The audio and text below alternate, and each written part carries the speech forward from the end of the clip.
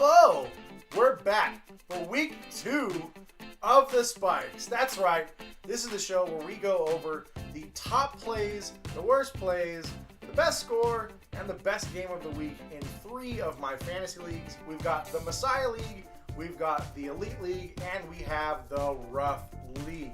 So let's get right into it with the Messiah League.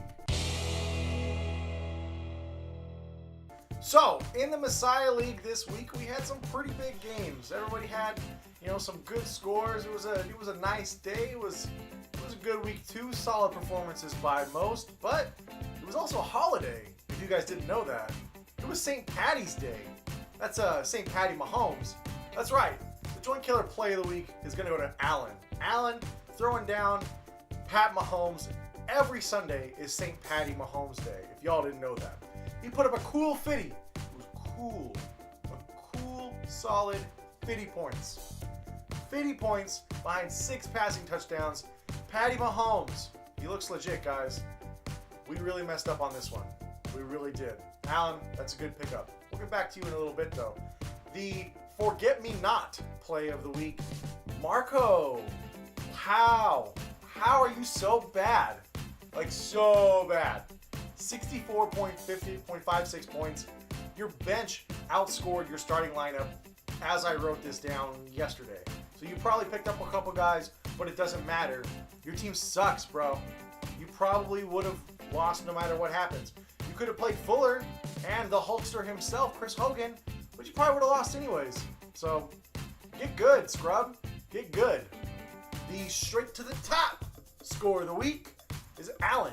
Again, like I said, we're getting back to you, Allen. It was St. Patty's Day. That connection between St. Patty and Tyreek the Freak, it's deadly. It's deadly. It's like a plague. If you're playing Allen, it's rough right now. I'm glad I didn't play him in either of the first 2 weeks. Really happy. But behind that, you've got Brandon Cooks in the kitchen with 15.9. Melvin, Mr. Gordon himself with 24.6. The juice is loose in O.J. Howard with 15.6. A lot of that was on that one reception, but hey, it don't matter. You score. It don't matter. And hey, can you dig it? I can dig it. Allen can definitely dig it with Stefon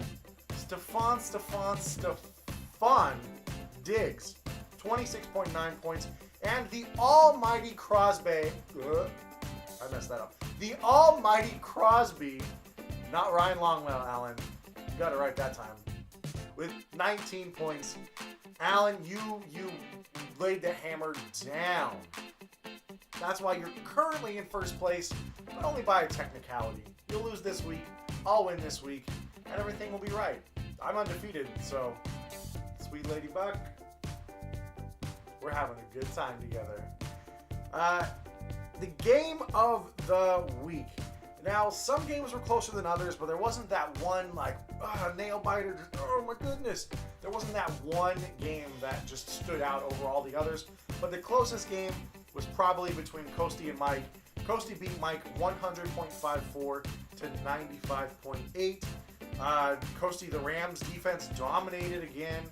The Cardinals look like absolute trash. Absolute trash. Who wants to take a bet on how many more games until Josh Rosen gets some time? I think it might be this week. If Bradford looks as bad as he did, it'll probably be this week. It should have been week 1 because Bradford's terrible. So you were hanging with Mr. Cooper, Mr. Amari Cooper himself. He showed up. That means he won't show up next week, which I'm happy. Coasty, start Amari Cooper. You do it, man. Do it. Coasty, you had a good game, and Mike, we watched the games together. It was fun. Thanks for coming, dude. But Super Cam, Mr. Super Cam, wasn't enough. Just wasn't enough. But it was a solid outing for him. You need help otherwise. I heard he's shopping Alex Collins, if anybody's interested. So, those were your spikes for the Messiah League. Now, we're going to move on to the Elite League.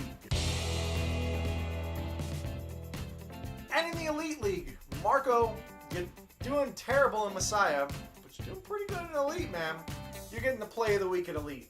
And that's going to go straight to Stefon Diggs. You could totally dig it this week. You definitely did. And while it wasn't like a great play, there wasn't like that one player that just like helped a team out that you needed him to win, and that was that. he balled out for you, man. He totally balled out. He put up a stat line of 9 receptions for 128 yards with 2 touchdowns. I mean, and not to mention, Travis Kelce decided to play football this week. He decided to catch 1 or 2 passes, a couple. So, nice, solid play of Stefon Diggs. Kind of upset that I made that trade last year now, because I would have Diggs and I would have McCaffrey. But, meh, it is what it is. I'm okay. I'm not too worried. Good game, Stefon. You beat me. Oh well, it is what it is. I wasn't expecting to win that game this week. The worst play of the week goes to the worst team in Elite. Coasty, you're having a really rough year so far, and I mean, I guess it totally makes sense as to why you want to bail out on the league, because your team sucks. Just sucks. 77.34 points, man. Shaking my head. And you know that when Bilal Powell is the best scoring player on your team, you got problems. You need help. Psychiatric, physical, medical, football, athletical, all of it. You need help, man. You need help. There's a dishonorable mention this week in the worst play of the week in Elite. And Alan, yeah, you won. It is what it is. But St. Patty, you played him in Messiah, but you didn't play him this week in Elite. I mean, it would have padded to the score there on Matt's bad week. You would have gotten an extra 24 points, and hey, whatever. But big news in Elite this week, you get your rematch. You and me, one-on-one, mano-a-mano. Champion versus former champion. Bring it. The top scoring team of the week goes to Sam.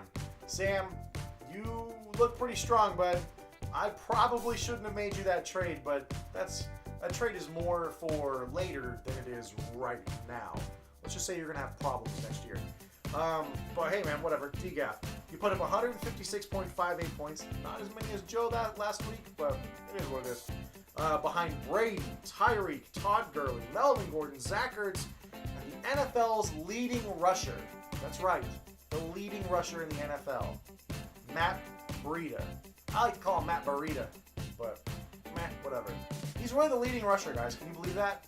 2 weeks in the NFL, you got Ryan Fitzpatrick as the leading passer, Matt Breida as the leading rusher, and you know who's the leading receiver in the league? Yeah, you guessed it. You got it right. It was Deshaun Jackson. What kind of world are we living in? But that's okay. Last year's top leading scorers in each position were Trevor Siemian. Travis Kelce was the number 1 tight end. Who was the number 1 wide receiver? I think it was... it didn't matter. They were all nobodies. So these first 2 weeks, whatever. Push them aside. It is what it is. The game of the week. You guys called it. It was a great game. It went down to the wire. It went down to the last few plays of the Monday night game. And when a game comes down to the last few plays of the Monday night game, it's a good game typically. Matt, John, great game this week. It was funny that both of your NFL teams have ties, and you both played a game that almost ended in a tie. So, get good, scrubs. Do better everywhere. And like I said, it came down to the wire as the Bears beat those nasty, nasty Seabirds on a pick to the house, which personally I would have liked for it to gone to Kyle Fuller, but whatever. It is what it is. Matt, you squeaked away with the win, even though your NFL team couldn't squeak away with the win. You guys are 0-1-1. You know who has the same record? The Browns. That's it for the Elite League. We're going to move on to the Rough League. And in the Rough League, the play of the week.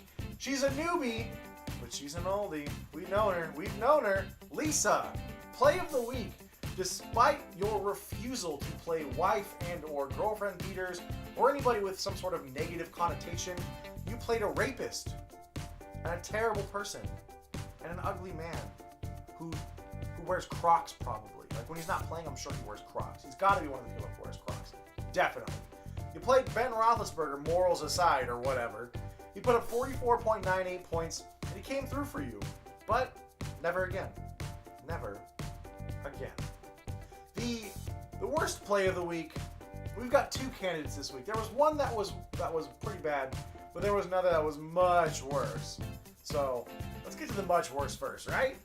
Ari, this is becoming your segment of the spikes. Much like it was last year, this is becoming your segment again. This is Ari's worst week since last week, right? Basically. It's not looking good for you. Matty Ice played well, but he didn't know how to throw the ball to Julio Jones, which was a huge problem last year, and it looks like it's going to be another problem this year. I mean, unless he's one of those this week, then that week, then this week, then that week kind of guys, but we'll find out. You might have a little too much faith in your Denver, though.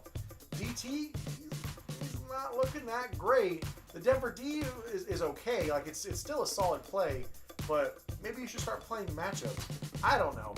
Maybe I'm just harboring some hate over that whole Elway Tebow thing, because John Elway is the spawn of Satan. How could you do that to Tebow? Never. And yeah, that's right. There was another team that did pretty bad. Jillian, don't think I forgot about you. You had a bad week as well. You beat me last week, but this is what you get for beating me. 85.48 points. It wasn't too far ahead of Ari's 82.08, but luckily for you, it was far enough. So, do better next week. I'm playing you in your league.